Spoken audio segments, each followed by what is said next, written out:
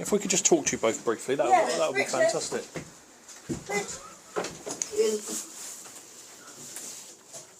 Richard, they want to have a chat with us, both of us. Hello, sir. Sorry to wake you up. It's just I'll introduce myself. My name's David. This is Josh. We work for Fareham and Gosport Police. Right. The reason we're here is there's been an enforcement action at your premises up the road this morning at the funeral premises, and High Court enforcement officers have forced entry and they've taken over possession of the lease. So they forfeited the lease. There's been no payment of rent for 2 years. 2 years or so. Landlord. Okay. Or something like They those. said they made contact on the mobile phone with you, and you said that you would get Richard to phone them back, but then the mobile number was blocked. No. Apparently, they've been phoning the number that's on the shop. No. That was 2 weeks ago, apparently. So, yeah, right. That's obviously a civil matter between yourselves and the landlord, but all the locks have been changed. The reason we've become involved is because there's 2 deceased persons within the premise. So what I wanted, the reason for our attendance is one is to notify you that we have become involved, and secondly to take your details because we believe that there may be some criminal offences committed due to the bodies being in place. Now we are no experts in this field, and we currently don't know if there are any, but we believe there may be some offences because they're not refrigerated. There's a cooling system. It certainly is not cold. There's water dripping through the ceilings and all sorts. Okay. So whatever that may be, I'm not interviewing you, and so I'm not asking for any comment about what may or may not have been kept. And if I'm honest with you, I don't know what standard a funeral director has to look like. I don't know how a body should be preserved, but we have had to arrange to remove the bodies because clearly the premises has been taken over now. So if I could just take both of your details, contact numbers, etc., then someone, if there are criminal offences or civil offences dealt with by the trading standards or the local authority that come to light, then obviously both of you will need to be interviewed in relation to those offences. You'll be entitled to free independent legal advice, and it will be notified to you what offence, if any, may have been committed. Now, on a Sunday afternoon, we can't find anyone who is well versed with coronial processes. But I've visited the premise, and I can tell you there is no cooling system. It's certainly not cold. It's not on. Why Through the roof. The floor is wet. Maybe what it is. Water's come through. Possibly. Electric. Yeah, possibly. We know we've got a problem. We knew we had a problem with the roof because our landlord he knows about it. Yeah, they know about it. We've been trying to get it repaired. So. What's your? They shouldn't have really. Now, obviously, there's 2 persons deceased in that premise.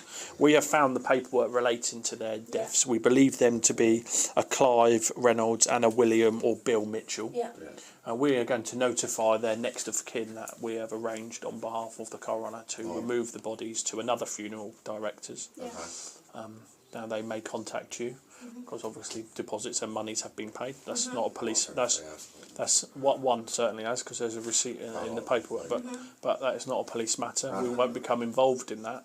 But just to you might expect some contact. Now I will ask you both, and this is not under caution. Have you got any other deceased persons anywhere?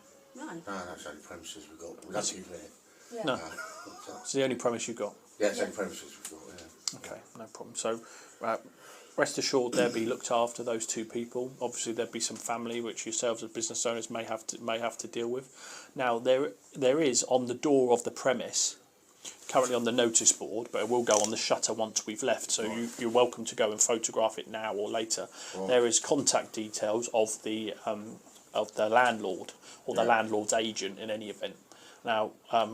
I'm telling you this out of the goodness of my heart. We don't have to, but you have 7 days to arrange to collect property from that location. Now, if I was you, I would use those 7 days and go and obtain the pamphlets with the next of kin details in as a minimum. Yes, yeah, well, yeah. All right, but after those, can we get into the problem? No, they have to meet you there, but they have to do that. The law states that. But if you leave it over those 7 days, you have no right to anything inside, and they will just arrange for it to be disposed of. Okay. Okay. Yeah. All right. I think you'll have to go there and get some stuff. I'm not telling you to, but No, but you're just avoiding it. as a human to human, I hope that you will go back and get some bits. I mean, the bodies out there, they were stretchers. Yeah. So they're all covered up. They're all covered up, yeah. Yeah, all covered up. One is heavily decomposed. Yeah, well, will be. Yeah, because He's been dead a long time. Yeah. And obviously, November, over a month, well if over a the month. families don't want them embalmed or any treatment done to them, we can't do nothing to them. Yeah. So they will be decomposed. There's not a lot we can do about that. So it's certainly not something that we've left the body to decompose. It's just the way it is, isn't it? Yeah. We can't legally embalm or do any treatment. If the family don't. No, that's right. No, I know. And because it was a direct cremation, wasn't it? It was uphill. Yeah. He was direct cremation, and we won't do them until we've been paid for it. Yeah, of course. So we're waiting for insurance money to come through. So they're messing us around. That's the reason he's and why he's decomposed. But that's not. There's nothing we could have done about that. So No. we certainly don't disrespect the bodies. I'm not suggesting that for any. And now I hope that in due course, it will come out that nothing has been done wrong, and the only reason we've become aware is obviously that this High Court enforcement action has taken place. Yeah. If that hadn't taken place, we of course wouldn't have got involved in this unless there is some offences committed. Right. Now, whilst we're not the moral police, we're criminal police, so it's not for us to say whether it's right or wrong in our opinion. But if there is an offence, it's being looked into. I'm absolutely no expert. Then you have to be interviewed. All right. Yeah. Okay. No, that's fine. Yeah. If there's not, then there's nothing to worry about. Who was the other deceased? Mr. Reynolds. I met with him. Only a couple of days. Where'd he come from? Kuwait. Yeah. Yeah. Well, he should be out. He should be. No, not at all. No, he's fine. No. He's not So at yeah, all. Mr. Mitchell, that is why he's decomposed. Yeah, 4th of November. Yeah, it was 4th And that of would be November. expected anyway. So I don't see why anyone would quibble that. But there you go. Yeah. We'll just go and update the families. All right. Yeah. No, that's fine. Okay. Yeah, thanks a lot. And just consider getting the stuff. You got 7 days. No, sure. They did say they definitely spoke to you previously, but that's not up to us to say. But they definitely spoke to you before. Right. Okay. All right. Cheers. Thank you.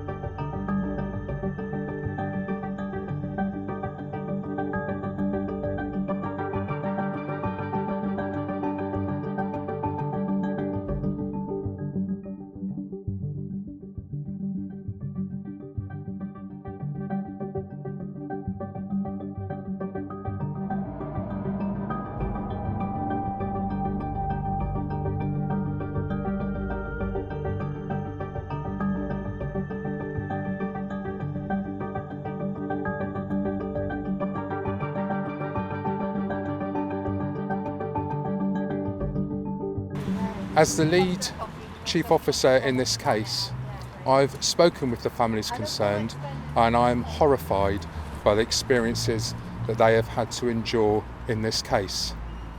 The majority of the funeral industry get it right. A minority get it wrong. Elkin and Bell got it horrifically wrong. In my 30-year career, I have never known such a breach of trust and betrayal to this group of families and the wider community. The families in this case have asked me to read out a statement on their behalf. The Elkin and Bell sentencing is a brutal reminder of what can happen when people we trust fail our loved ones in the most unforgivable way. We are just a small number of families. There are many more who have suffered at their hands. The entire unregulated funeral directing industry has been allowed to police itself and potentially operate in the shadows for far too long. Due to taste and decency, the neglect and horrors we have learnt about throughout this trial go way beyond sanitised accounts the media have felt suitable for broadcast.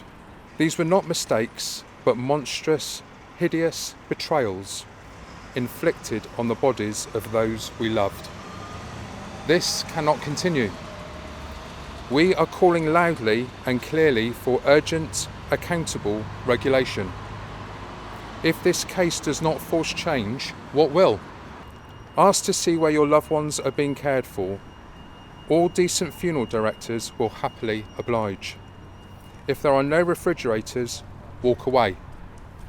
The sentencing today marks an important point, one of the first times that funeral directors have been brought to criminally account for their actions in denying a lawful and decent burial.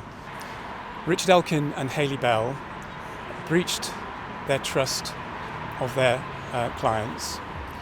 They stored bodies in a degrading condition, and they also lied to grieving relatives. They continued to run a business which was clearly in a position which couldn't meet its own basic obligations. Their actions were deliberate. They caused deep distress to dozens of families. They also robbed many families of their one chance to say goodbye to their loved ones in a decent and proper way. Right.